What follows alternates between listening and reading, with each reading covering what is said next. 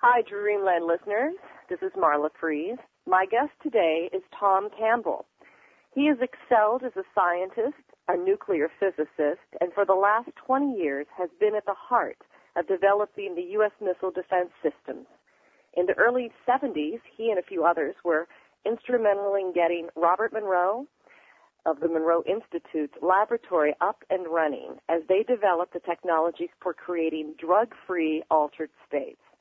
Tom has been exploring the subjective and objective mind ever since, and for the last 30 years, he's been dedicated to explore and teach the properties, boundaries, and abilities of consciousness. His book, My Big Toe, The Theory of Basically Everything, is a trilogy that we will discuss today, and it is my pleasure to introduce to you Tom Campbell. Well, Marla, thank you for the very nice introduction. It's my pleasure to be here. Well, Tom, I have had the pleasure of sitting and listening to you at one of your wonderful seminars, which we'll talk about in a little while. But this trilogy, My Big Toe, is just stunning, and I would love to let our listeners in on what your main theory is and the message of your book. Okay, that's like let's talk about the nature of the universe in 25 words or less. But let me give you a little thumbnail sketch of what it's about and what the major conclusions are. Of course, Toe is Theory of Everything, and these books, there's 3 books, not just one. It's a trilogy, and they start from basic principles with just 2 assumptions, and that's that consciousness exists and evolution exists, and from there logically builds a theory of everything, and that everything includes physics. It does some very good physics. It explains why quantum mechanics is as it is. In other words, that particles are probability distributions, and it explains why relativity exists because of c, the velocity of light, being constant. So it does some good physics that physicists haven't been able to do. And it also derives metaphysics, because with an understanding of the larger reality comes an understanding of consciousness, an understanding of the nature of this reality we're in, what its purpose is, what your purpose is, and out of that comes love and caring and that sort of thing, and metaphysics falls out. So it's a theory that kind of covers everything, including the objective and the subjective. The fundamental tenet of it is that reality is information. So that's the fundamental thing, and that information in its simplest form, of course, is digital. So we look at consciousness. Well, that was great. That was about 50 words or less. But the way that you talk about it in your book is, I mean, I'm so right-brained. I can understand your book. The way that you share your information and your experience, which is basically you speak from this interdimensional reality, going in and out of consciousness, and giving us another framework of how to create more consciousness for ourselves. And one of the things that was really fundamental for me in sitting and listening to you and being a part of your seminar was entropy. And I'd love for you to discuss that with our listeners. Okay, entropy is a physics term, but it also is a philosophy term as well, in that the physics actually drives quite a bit of philosophy. The physics term, entropy, is a measure of disorder. That's one way of looking at it. It's a measure of disorder. So randomness would be high entropy, and things that are very ordered and put together in very special ways. In other words, relationships between the parts are well defined. Things that are ordered are low entropy. And also, of course, things that are put together well and well ordered in their relationship also have the ability to do something. For instance, take a car. You have probably a couple of thousand parts if you count every nut, bolt, washer, and wire, and all those thousands of parts have to relate to each other in a very special way. Well, that is low entropy. It's ordered. You take all those car parts and make them all separate parts and throw them in a pile someplace randomly, and that's high entropy. And you can see that the low entropy thing has power, can do things. It's a car. The high entropy is just a pile of parts and can't really do anything that's useful. So another way of stating entropy, besides it's a measure of disorder, is that it's also a measure of the ability of the system to do work, to accomplish something, to have power, to change things. So both of those two go together. Another example for your listeners: take a take a bottle of gasoline. If you have that gasoline very highly ordered in a liquid, which all the molecules are very packed tight together, then it's something that can cause change, right? It can start big fires. It can let a car drive, for a while. Right. But if you let all that gasoline evaporate, then its molecules are now all randomly placed around in the atmosphere. They're all spread out, and it can't do anything. It's lost its ability to have power. So you see that randomness comes with less power, and order comes with more power. So that's the basic concept of entropy, and that, as applied to information, you see, becomes the driving purpose, if you will, for consciousness. Systems evolve by lowering their entropy, by becoming more ordered and more capable, and then lowering entropy becomes the driver of evolution, and we find out that a low entropy consciousness is love. So that's the connection in the metaphysics. That's really extraordinary. The lower the entropy and the more organized even the thought processes are, the more love is accessed, the more consciousness is accessed. Is that what you're saying?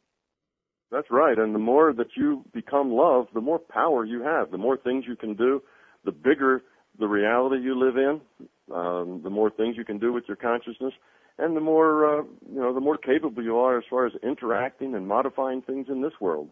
And my examples are, look at Mother Teresa, Martin Luther King, and Gandhi. These were all people who had big hearts and thought big thoughts and saw the big picture. They had a lot of love toward everyone. It wasn't just their own little special interest group, but they saw big pictures. And look at the things they did. They totally reformed their societies. That's the power of love. And I think that, at least for our listeners, because people who tune into Dreamland are interested in elevating their consciousness, this is a really, really key point. And when you were first developing these processes, you had started in the technology of the hemisync work with Bob Monroe, and you were able to enter different consciousness states because of the brainwave frequencies. Can you explain some of that? Well, yes, I started with Bob Monroe back before there was any hemisync or any binaural beat or anything like that at all. As a matter of fact, myself and Dennis Minerick, who worked with Bob, and this is like 1972, in the early days, we invented that concept of the binaural beat driving brainwaves, and it later proved to be very successful, and Bob patented it and gave it the name hemisync. So that was at the very beginning of things. And yes, we started just by listening to sounds. There was no hemisync. We were probably a year and a half to 2 years into the process of learning, Bob teaching us to go out of body, before the binaural beats and the hemisync-like thing ever got invented. So it's not necessary, but what it does is that it puts you into a good theta state, a good meditation state, without you having to practice and learn how to meditate. So that's kind of what the technology does. And people, your listeners, can go to Google, put in the words binaural beat, and you'll get lots of sites that let you make your own binaural beats for free.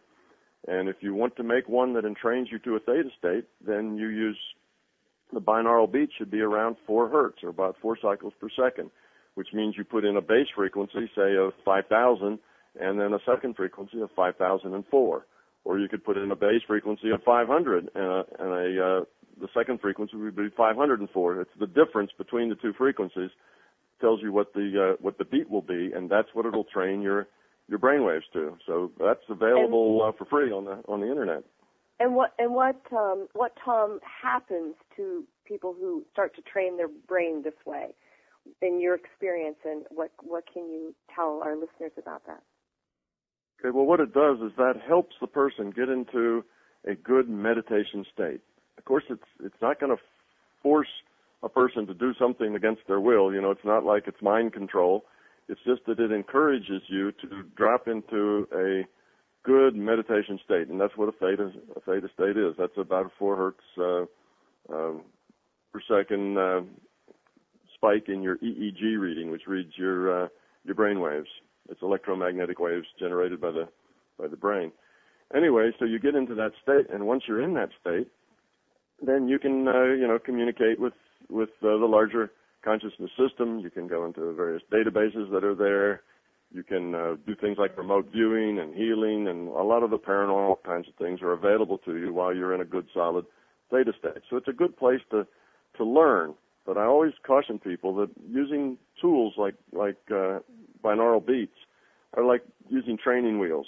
You have to also know when it's time to take the training wheels off. Otherwise, you'll be trapped in that state and never be able to go beyond it. Right. Well, in reference to that, you talk about merging with other energies. That's communicating with those who passed on, and what else in those states? Well, you are consciousness, so you're able to do whatever consciousness can do. You can modify the probabilities of what's going to happen in this reality. You can remote view and go places. You can use that energy to... And there's also, I remember you saying something about assisting people in the afterlife. You're able to do so much with the consciousness in that. Could you explain a little bit of that? Yes. Well, the way the reincarnation works is that when a person dies, they just switch reality frames. Okay, their consciousness doesn't die; just the body goes away. This reality by the way, is a virtual reality. It's just information. So in the virtual reality, your character goes away, but you as consciousness continue. And the point of your existence is to lower your entropy, become love, and you do that in this reality frame through your experience and interaction with other people. So with that as a setup, when you die then and your consciousness switches to a different reality frame, there are beings there that will help you kind of get over the experience of the virtual reality you were just in, kind of let that go and go on to plan your next experience in that virtual reality, because it takes many such cycles or reincarnational cycles to these opportunities to learn and grow before we actually do a lot of learning and growing. It's a very slow process. So there are beings there that help facilitate this transition from one virtual reality to the next virtual reality experience, or from one incarnation to another. And sometimes, depending if the individuals are very obsessed with something, then it's a little difficult. They get trapped in that obsession. It's hard for them to let go. And that's when they need a little help. And sometimes somebody from their own reality frame is a little better able to understand their issues. And you can actually go and help these people make that transition. You become part of the team. And I indeed worked in that capacity. Excuse me, I got it. It's springtime here, and the pollen is thick and everywhere, so I've got this cough. Yes, I hear it. Well, let's take a little bit of a break, and let's talk more a little about this actual subject when we get back. You're listening to Whitley Strieber's Dreamland with expert host Marla Fries. We're back with Tom Campbell. And Tom, it's so exciting to hear a scientist explain the process that you have gone through that really does define what a lot of us are interested in as far as metaphysics are concerned. The things that, people think that we're crazy about as far as talking to energies, entities, experiencing dead people, and you, having been a scientist, you actually explain this in a very fundamental principle way of having these experiences yourself. So you were just saying about going in there and assisting people. Can you give us some more of your experiences in that realm? Oh, sure. If you like any place else, if you hang around enough, somebody will give you a job.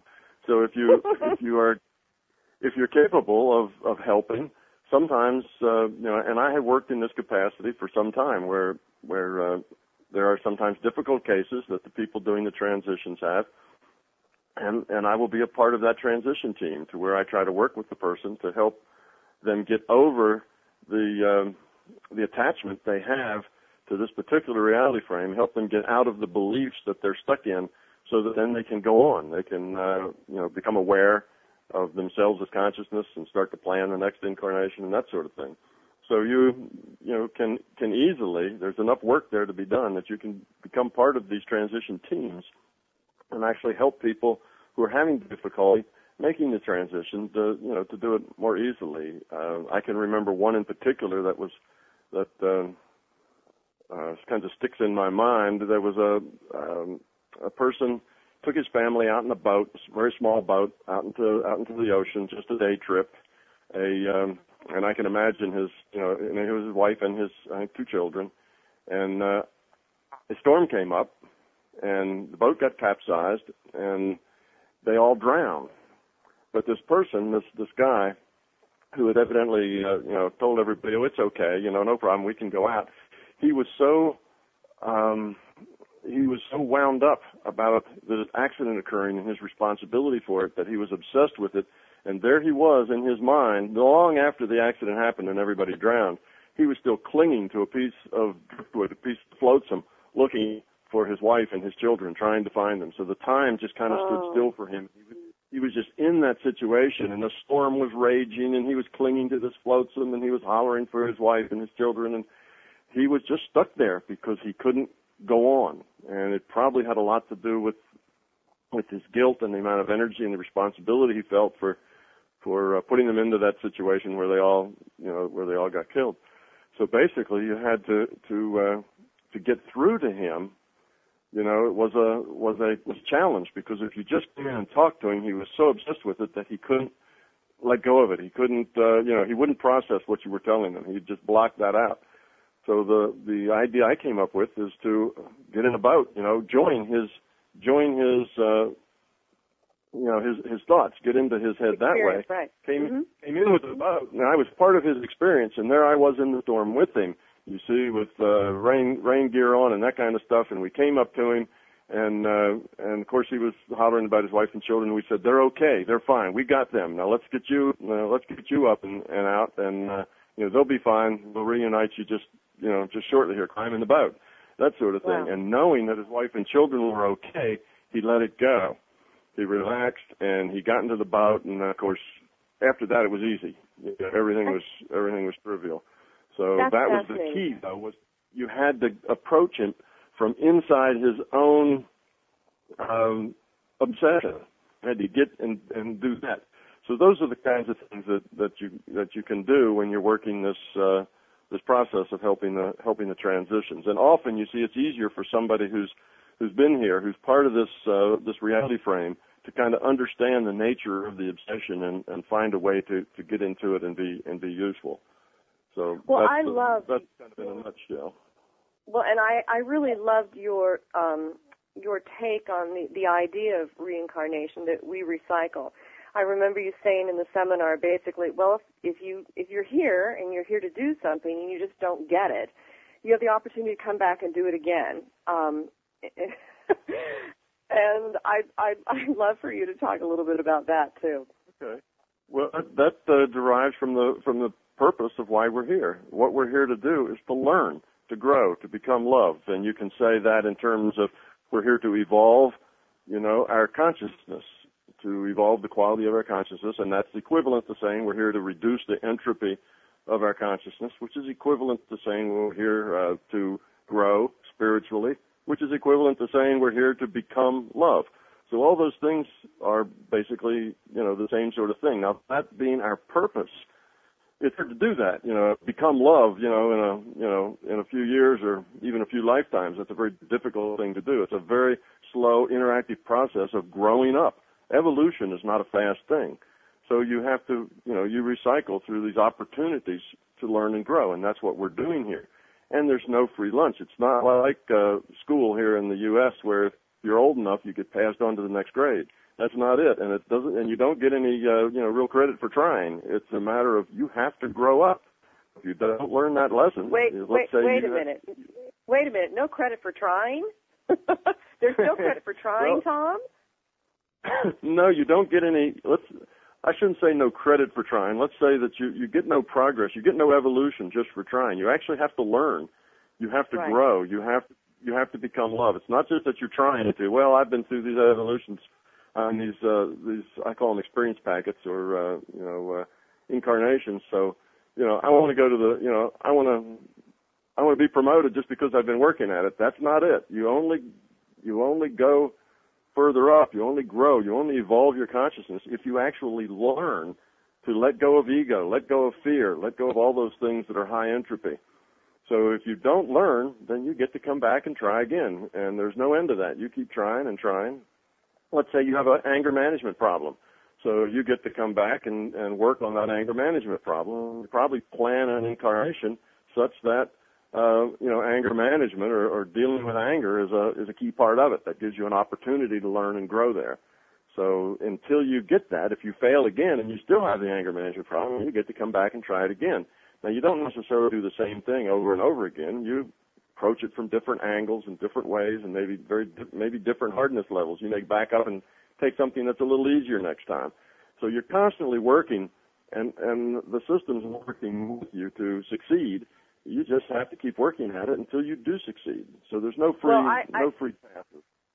And I love the experience that the system wants to work with you. You talk about consciousness and there being a database for all of the information for us to access.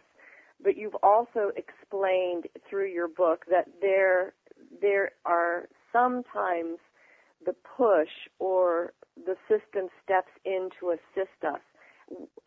Let's call it God, or let's just frame it in another way for the source or the universe to assist us in our own process. Could you tell us about that, Tom? Sure. Well, in order to understand that, we have to back out to a little bigger picture, and that is that everything that's real, everything that's functional, everything that's fundamental, let me put it that way, is consciousness. Everything else is virtual. Consciousness, its mission, its purpose is to evolve. It evolves by lowering entropy. We are a part of its strategy to evolve. We're here trying to evolve our little piece of it, and that's how the whole system evolves. So we're part of the process of the whole system evolving. So one would think then it's in the whole system's best interest to help us succeed, because the more we evolve, the more it evolves, because we and it are the same thing. We're all one. We are consciousness. We're just subsets or pieces of the larger consciousness system, and we're at work here in this virtual reality trying to lower our entropy and evolve. So as part of the strategy for the larger consciousness system to evolve, it helps us. It helps us to evolve, and it does that in several ways. You've heard of synchronicity, where things just happen to work out so that you get the opportunities you need to grow, grow. And of course, like you say, You're very right-brained, so you live in synchronicities and things just working out in your daily life. Yes, I live that way. Yes. As right-brained people. Actually, people who are balanced, both right and left brain, tend to live that way too. But that's a right brain function. But just the system is very helpful to you as you meditate. The system will maybe tell you things. You can ask advice. You can get information, and the system is ready and willing to help you in any way it can. But you have to be ready for the help. The system is not going to force anything on you. It's just going to set up opportunities, and you still have to grab that opportunity and make something of it, because you have free will. So the system won't bully you, but it certainly will, help you whenever it can.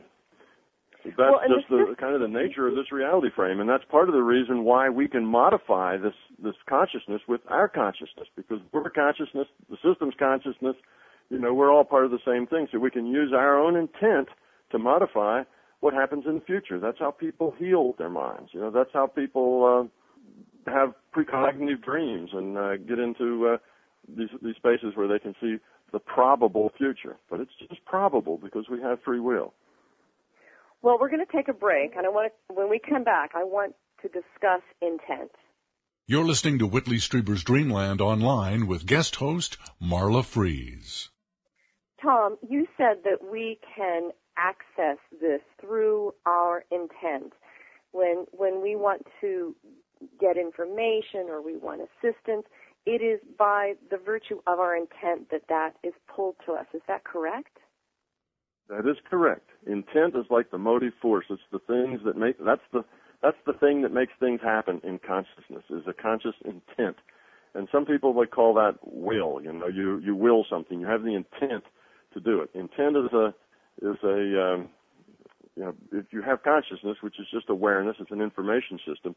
The intent is the intent for something to be different. The intent for you to get data. So intent's the motive force. Yes. Well, and the idea of intent, if it is of a malevolent nature, what do you say about that, Tom? Well, intent can be malevolent. There are those people who, it's kind of a trite thing, but the voodoo, that sort of thing. The people who, instead of getting rid of your headache, give you a headache, or instead of helping you get healthier, make you sicker. Yes, all that is real, and it's just a system, and the system can be can be abused as well as used. But the system also has some brakes on that kind of behavior. It's very limiting. The high entropy behavior that would use intent for negative purposes is limited, and that's because it is negative. They work out of ego, they work out of control, power, force, and that's self-limiting.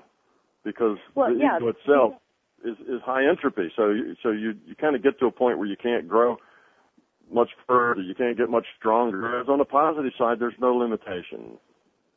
Is the ego with the high entropy just scattered because it doesn't have a soul base, or what is the how does one shift the ego principle and make it heart-centered and soul-centered so that there's a lower entropy to it? What is that process? Okay, well, it's not one has a soul or one doesn't or something. It's not like that. All are just pieces of consciousness. They're all subsets of this larger consciousness system, and because they have free will, they can evolve more or less. They can make good choices or they can make bad choices. So if they make choices on the negative side to abuse people, to lie, cheat, steal, all the things that we know, or those kinds of things, they try to overrun other person's free wills and impose their own will on them. If they do that, then they can, de-evolve, which in a way you'd say is growing toward the negative. They're de-evolving. They're getting further away from love. And that's unfortunate because then they're just digging a hole for themselves. But intent becomes powerful when it becomes focused. And that's why people meditate, because everybody has intent, right? That's like making a wish. Oh, I have intent that, I'm good looking and wealthy and, somebody will give me a new Porsche. But that's not likely to happen because your intent is not well focused. A focused intent we get from learning to meditate. And when you learn to meditate, you learn to let go of all the noise, the chatter. Some people call it monkey mind, all that busyness, the judging. Basically, that's your ego running wild in your head. And you learn to let all that go. And then you're just pure existence. You're just consciousness. And at that point, your intent is strong. Your intent actually can move things. Whereas before, your intent is busy. It's got a lot of entropy and it's noisy and it's flittering here and there, and you can't hold your mind on a single thought for more than a few microseconds before it changes. And that intent has very little power.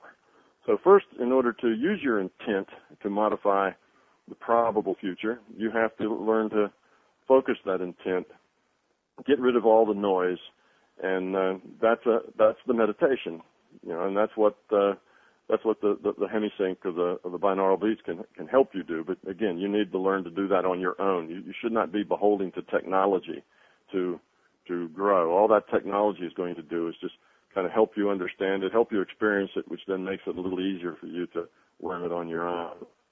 But in any case, intent is the power. And what's so amazing, your trilogy, and I suggest all of us that are interested in this get your book, My Big Toe, but the idea that you're bringing this forth now at a time where I really believe that, at least in the United States, people are looking more and more and more at the transparency of what is real or what is not real. And what do you want to do with this, Tom? I mean, you've become sort of a YouTube sensation out there. There are many of your lectures that are on YouTube. You just did the keynote address at the Monroe Institute, and you are bringing this forth and lecturing. What do you think about this? Why are you doing this? Well, it's, I don't have any big grand plan in my mind. What I have done is that after 35 years of experimenting and doing science in the larger reality in order to understand how it works, come up with this model that allows me to explain it to other people so that they can understand it without having a degree in science or anything. Like you say, even right-brain people can read it and get it. So well, what I have to do is tell you did make my left brain hurt. Your wonderful wife gave me some ephedrine during the course, but I did come out of this experience totally more present.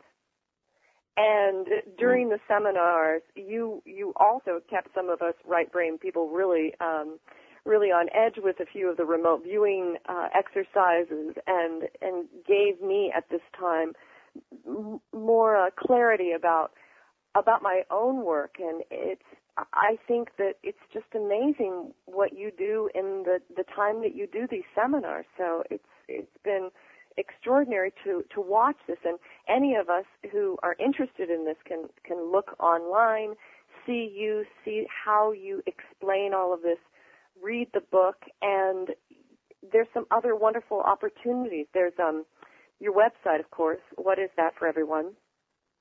That's www.mybigtoe.com. And you are going to be at the Meta Center in New York, April 30th through May 2nd. You are giving a seminar then, is that correct? Right, April 30 and then May 1st and May 2nd, that's right. And the Meta Center in New York City. Now, since you're doing this for the book and you're touring around doing lecturing, where's your job with the missile defense systems? Do they miss well, you? Actually, where are you? Actually, now I work for NASA, and I have for the last several years, and I work as a consultant because I don't, I have other things going on in my life. So as a consultant, I kind of have a freedom to adjust things the way I want. Now, I still have products to produce, and when I have to produce them, I have to, put my full focus on that. But at the other time, I can schedule things as well. So it's not like having a regular 9 to 5. I can adjust things. But yes, I am a working scientist, and that makes my life very, very busy, trying to do all these things. But you were saying that you did get something out of this. What people get is perspective.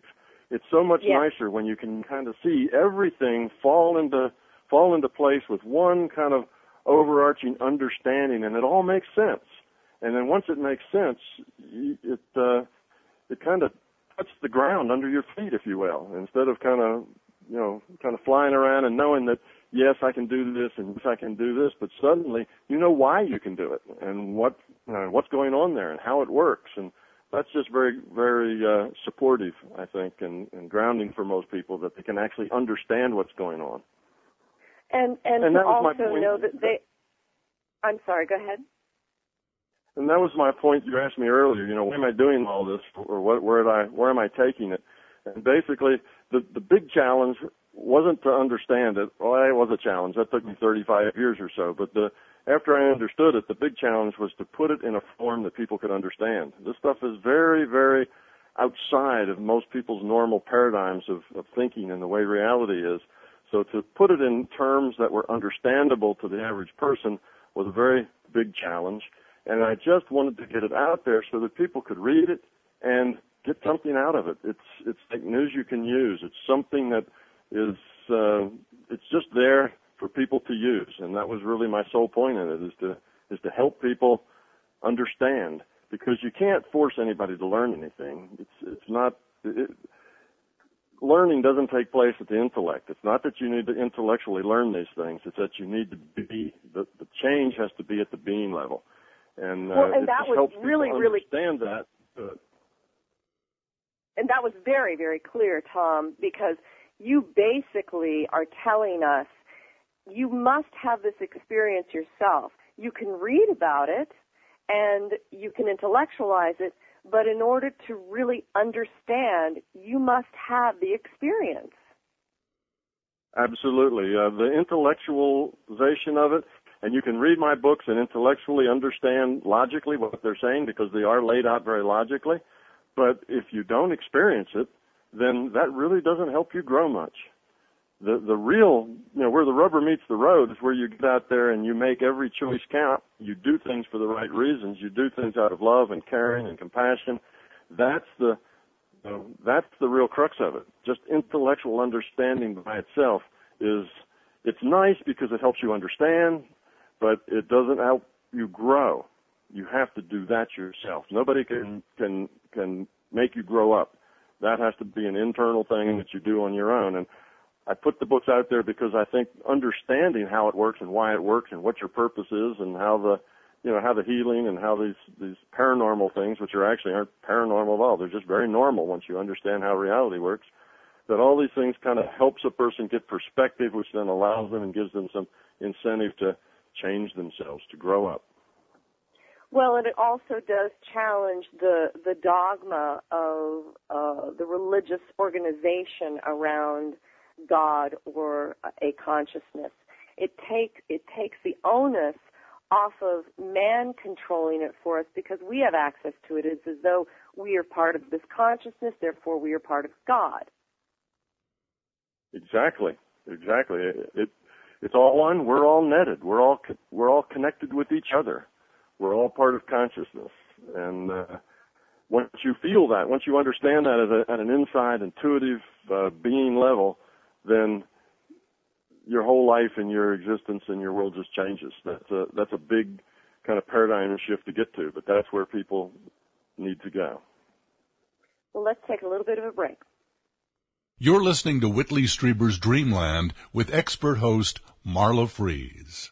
Tom, in the time that we have left today, what would you like to tell our listeners? What do you want to share with us today? I haven't driven this too hard. My little right brain thinking, likes to put things in a way for some of our listeners to hear a lot of the information that you have given us. But what do you want to share with our listeners? Well, what I would share would be that you can do this, you can grow up, you can make a difference in the quality of your consciousness just by coming to the conclusion that you want to do it. Okay, that's the first thing. You have to understand it well enough to know that this is something you want to do. You do want to grow up. And then you need to realize that it doesn't take anything special. It's not about new things you have to learn. It's about new ways of being. And it's not about doing paranormal things. It's, I kind of came out of the out-of-body area because I worked with Bob Monroe. But right. People ask me, well, is that necessary? Do you have to be able to get out of your body and remote view and do all these things in order to grow spiritually? And of course not. It's not important at all to that. Those things just come to you when you grow up. You don't want to get that horse in front of the cart. First, you want to just work on yourself. Make every choice that you make a choice out of caring for others, not about you, but about others. Get rid of the ego, get rid of the fear. Wow. And that's huge. That is so huge, just to even think about that for an entire day. Just the thought of thinking that way all day long, I can't imagine how that could change our perspective and our reality. And that's the core of it, because you see, love is a vector pointing out from you out to others. It's about others. It's not about you. And ego and fear are all about you. It's all about what you want, what you need, what you're afraid of. So the whole key to growing up is to change your perspective to it being about others, not about you. And that will help you get rid of the fear and the ego, and that'll put you on a path of progress. And just doing that every day in the way you interact with your spouse, with your children, with your coworkers, with the mailman, just everything. If it's about them, if you're thinking about, how are they feeling? What are they thinking? What are their needs? And you're trying to be helpful and useful to those people, then that puts you on a path of kind of maximum growth. And that's where I tell your listeners, no, you don't have to do out of body. You don't have to do paranormal things. You don't have to have special skills. You don't have to spend 20 years learning to meditate. Just start with everyday interactions with the people, the animals, the dogs and cats, everything you interact with, the environment, and do it out of love. Do it because of not yourself, but of how you can help. How can you contribute? How can you make things better? And if you do that, then all the rest of it will just kind of come along by itself. You don't have to pursue it. It'll all just work out on its own. So see, it's really very easy. It's not a hard thing to do. It just takes a little effort. Well, Tom, we also are so influenced by virtue of our media, whether it's the television or the internet, and people are easily seduced by being distracted by information. They turn the TV, what would you say to us? How to monitor this? How do we access information on a day-to-day basis without, taking in everything that they're saying, because we're inundated with aspects of fear. Yes, we are. We live in a very fearful society, and we are encouraged, in order to be good little consumers, that go out there and spend. Our fears are encouraged. We see. That's why the advertising, plays on our fears. Here's the guy, and he's not doing very well, and the girls don't like him, and he brings the right brand of beer, and suddenly he's the hit of the birdie. So they play on our fears, and yes, we have to learn to outgrow that. But you do that when it's not about you see, anymore. If you stop thinking about, me not being the life of the party, and that's the problem, it's the way people think about me. It's all about you. Once you get rid of that, then these fear mongering that you get and the other kinds of things in your society that are very negative, all of our news is very negative about all the awful things that happen. And if they would report, oh, here's somebody that's having a wonderful day, well, everybody would turn that off because it's not interesting. Here's somebody that's having the worst day of their life, and everybody will lean up closer to the TV to watch that because that's interesting. If you make it about other people, then those things won't affect you negatively. They just kind of wash on by you because you're not going to tap into them. You're not going to attach your ego to that negative stuff that's going on. So it's basically the same sort of thing. We can't get out of this culture. That's not the answer. To run away from it, go find a little, rock on the top of a mountain someplace and meditate for the rest of your life. That's not the right answer either. You're in this environment in order to be challenged and learn and grow. So we won't stop the environment. We're responsible for dealing with this environment and turning it into growth rather than turning it into more fear and more attachment. And we have access to this database that, as you have said, houses every thought, everything that has ever happened. Is that correct? That's right. That the Hindus call that the Akashic Records, but actually, what it is in this, in my model of a consciousness that's just a digital information system, there are databases, and there are databases of what is likely to happen next. I call that the probable future database of all the things that could possibly happen and what the probabilities of each of them actually happening. That's that database. And then you have the historical database, which is everything that has happened. And in that historical database is, yes, every thought, every feeling, everything you've done or wished you could have done, everything there about you is in that database. Everything that happens. And everything that you think about and feel. Dreamland and unknowncountry.com is tapped into the conversation, of course, of UFO and extraterrestrial. You have been, in your experience of out-of-body consciousness, communing with other energies and other entities. And those of us who are interested in this subject, what is the interfacing between ourselves and those other energies? Can you talk a little bit about some of your experience with that? Well, yeah, all entities are just consciousness, just like we are, and all of what we think of as being physical is just virtual. Okay, we're in this multiplayer virtual reality game. So these other beings, other people, whether they're people who are just in the larger reality, they don't have, they're not physical to us. Okay, if they're not in our universe, then they're not physical to us. They're non-physical. So that's like Uncle Harry, who died last week. He hasn't reincarnated. He's in what's non-physical to us. So that would be a non-physical reality frame. He's in that transition frame. And you dream. That's another reality frame, the frame that you dream in. And you're working there on lowering your entropy just like you do here, just another reality frame. And there are these various reality frames, and they're full of beings. They're full of, it's like any evolution. If there's a niche or a place that something can take hold and prosper, then it does. So the larger reality is just full of all sorts of things, all sorts of beings, and you can interact with these beings. Now, some of these beings may share your universe, and that's fine too, because they can come in and out of that, just like I can go to another reality frame and share their universe. I can get into their experience and into their universe, and then I guess that makes me an alien there, you see. Wow. So consciousness can move around and can experience. It's just a matter of hooking your intent and your piece of consciousness into the data stream that defines that particular reality frame.